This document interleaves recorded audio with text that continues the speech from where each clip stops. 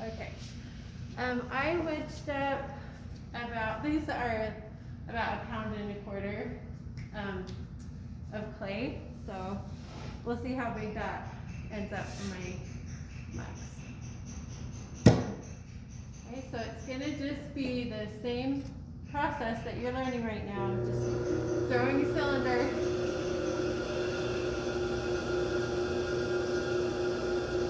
I got that like right in the center. Maybe I'll just cone it up just for fun.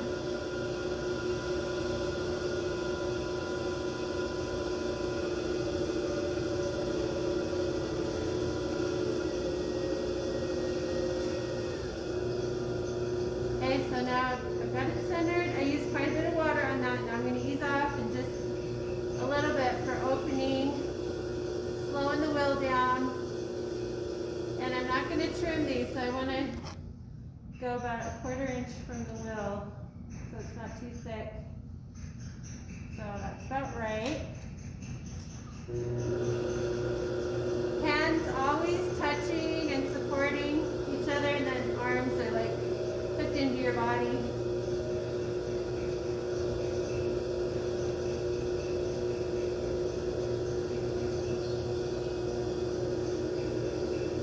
Okay, I'm going to compress the base.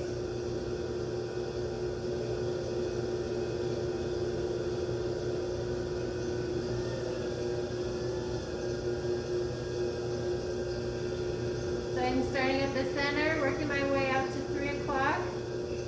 You go out and back in again. You don't have to go clear across because the wheel's spinning. So you're going to touch everything. You just go from the center out. You want to do that 5 or 6 times to compress the base. Okay, now I've got this big bulge here that I want to take it from a bulge to just being a nice even cone up. So I'm gonna use my fingers. I kind of make this little wall of fingers and push it into the sponge and into the clay, and I'm just pushing this thick area in and squishing it over to my finger over here, and then just coming up. Hands touching, a little bit of water on the inside so your finger slides through the clay. Okay, so pushing in, and then just slowly working my way up, and then gently off. I've got my cone. Also, at this point, the top might be a little wonky. You can compress that down a little bit. And also, I'm feeling a little weird clump of something in my recycled clay. I want to get that out of there. I think it's a little rock or something. This is a good thing to have happen, so you guys know what to do when this happens. So I got it out. Make sure you don't put it in your bucket, because then it'll just end up back in the recycled clay. So set it off somewhere and then throw it away later. So I've got a little tiny hole in there. I'm just going to get a little bit of clay and get it a little bit wet, and then kind of shove it in that hole. This usually will do the trick. I'm just trying to not trap any air in there. Okay. Hopefully that won't give me too much trouble. Alright, now I'm ready for my first pull. A little bit of water on the inside. Wheels medium speed. Just pushing in. Lifting up that ridge of clay there.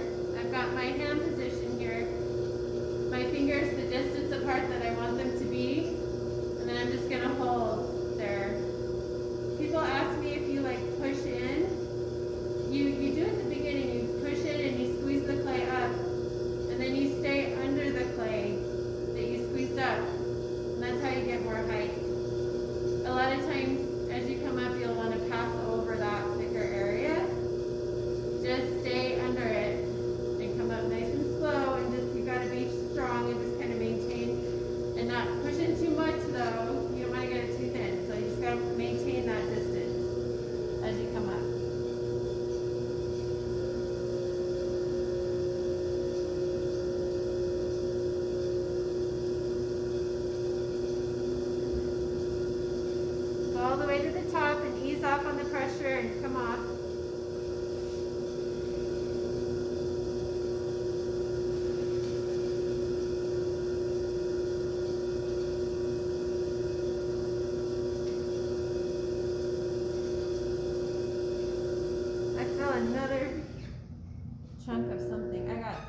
special bag of clay. I'm gonna get this out of here. Hopefully it doesn't wreck my mug. I might have to trim this one off. Yeah, that was a big chunk. Have you guys run into that? Mm-hmm. Yes and no. Some people haven't. Probably depends on the batch. Show some clay in there.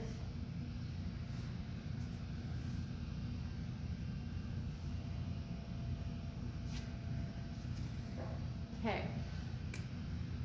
Back to swirling.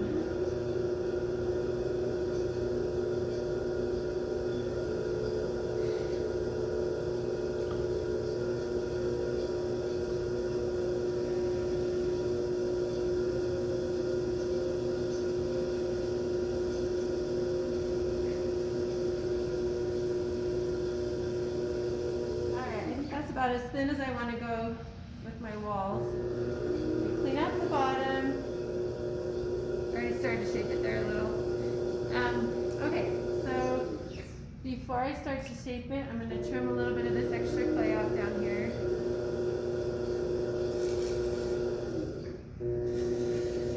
You can do that before or after. Doesn't really matter. Okay, so for shaping, I like to use this metal rib. I'm going to belly it out a little, and I'm going to just be slowly pushing the clay out as the wheel spins, and then just coming up, and it's going to just meet that curved edge of the rib. Get a little bit of water on the inside.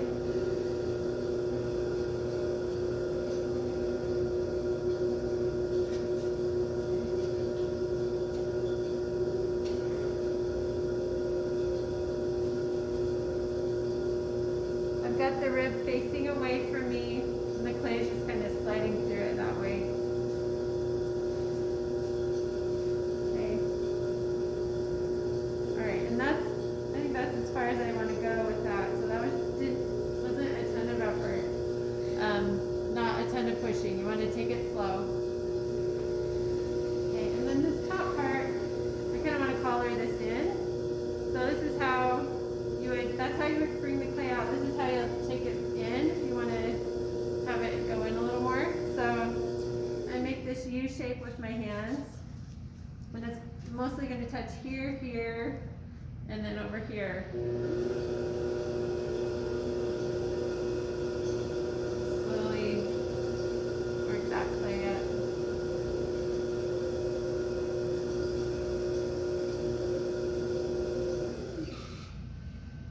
And then this is just a thing that I like to do. I like to kind of create these different sections on the mug. You can do it however you want. Something I like.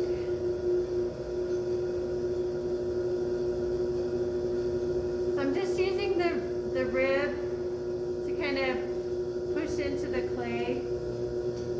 And then my finger's pushing out a little bit above it, and it just makes that little indentation there. I just kind of like the look of that.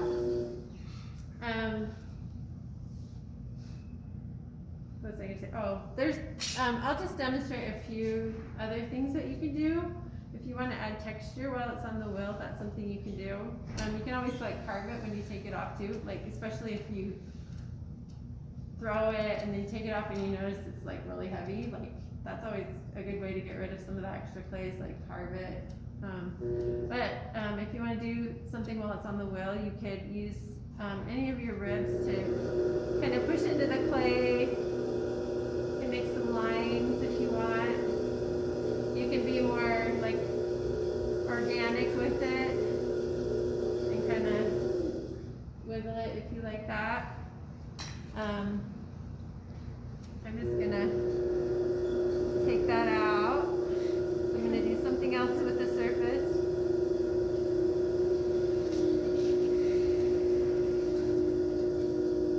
Okay, and then before you take it off, make sure you've got, or if you're not gonna trim it later, make sure you've got enough of that clay off from the outside. If you're not sure, you can like ask me. I usually just kind of reach down and feel and see how it thick it feels. Like you kind of have to see with your fingers. But you can always trim it off later too if it ends up being too thick. So, okay, so that is, and I have this little cheat thing for the foot. If you guys want to borrow it, you can. But this is how I do my undercut, is I'll go in with this thing. And it just gives it a nice foot. Magic. So that's my little cheater tool. Yeah. And then I'm just going to be a little bit fussy and just fix this down here a little bit.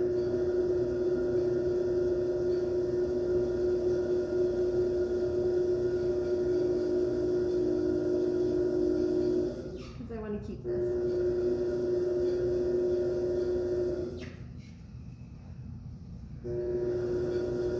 Oh, and then for the lip, you want to make sure you have a nice lip, not too pointy and sharp, and not too big and round. Like you might cut yourself on a pointy lip, or if it's like really thick, like the liquid just might like pour out everywhere. So what I like to do is get it maybe 1/8 of an inch thick at the top, and then I do is, you know how you compress it with that H shape? I just angle my finger down more like an N, and that way it's got like this angle coming out, and that just seems to be a nice angle for drinking. I know a lot of potters that use that, so I'm just going to do that. That kind of flared that out, so now I'm going to take it back in. And then I'm just going to use the inside between my pinky and my ring finger to just do a nice rounded edge on there. Okay, so let me show you how to get your mugs off the wheel. If they're really wet and kind of floppy, I'll have to help you push them off onto a bat. But if you are able to scrape off a lot of the slip with your rib as you're shaping, you should be able to grab your wire cutter. And you want your hands to be clean when you do this. Fairly clean anyways. Drag your wire underneath right against the wheel head, and then use both hands and lift down low, just gently, and then you can set it down. There'll be a few like fingerprints. I'm going to do this for the video, but those can be cleaned off later, or you can leave them because it's handmade. And the glaze will probably cover it up anyways. Okay, so now for a handle. I just want to show you how to do a handle real quick. There's lots of different ways to do a handle. I could pull this whole handle, which I'll explain what pulling means in a second. Or you can do kind of a combination of like hand building it from a coil and then pulling it, which is what I'm going to do. So I just want to start with a fairly thick coil. That's a good amount. I'm going to cut off the top and the bottom so it's a little more even there. And it's kind of an oval coil. Okay, so I'm just going to set it here, and then I'm going to use my pointer finger and thumb to just kind of gently start squeezing that clay up a little. I don't want to go too thin, but this just starts to shape the handle a little bit more. Okay, so now it's a little bit more like that. And then now I'm going to start to pull this, and this is pulling. So you get a little bit of water from your bucket on your hand, kind of wet your, you can even dip it in there, wet your handle, and then you're going to use your fingers and thumb to just start stretching that clay. And I got my clay wet, so now it wants to slide out of my hand. Switch sides and see if that helps. Okay. Just slowly stretching it out.